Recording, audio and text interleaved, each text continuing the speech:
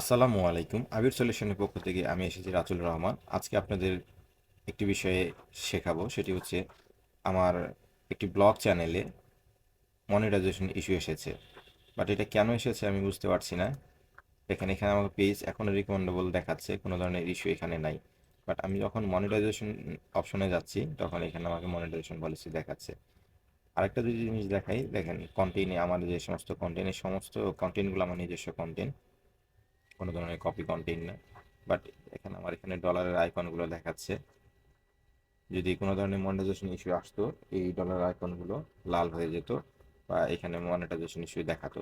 But এখানে কিন্তু আমার কোনো ধরনের মনিটাইজেশন ইস্যু নেই। তাহলে আমরা এটা মাত্র একটা ক্লিকে কীভাবে ঠিক করবো সেটা আপনাকে দেখানোর জন্য আমাদের চলে যেতে হবে মনিটাইজেশন অপশনে। এখান থেকে আপনারা দেখতে পাচ্ছেন এই যে আমি পলিসি ইস্যু,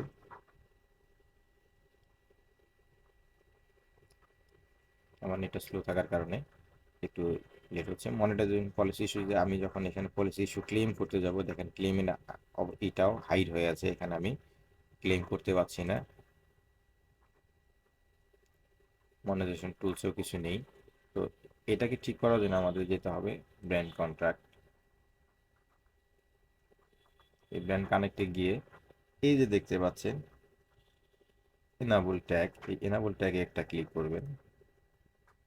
তারপর হচ্ছে আপনাদের প্রয়োজন হলে আপনারা এগুলো করে নেবেন, তারপর কনফার্ম করবেন।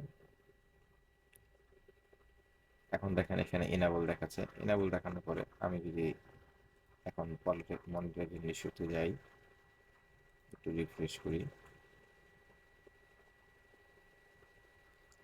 রিফ্রেশ করার পরে দেখেন আমাদের এখানে মনিটরিং ইস্যুটা চলে গেছে।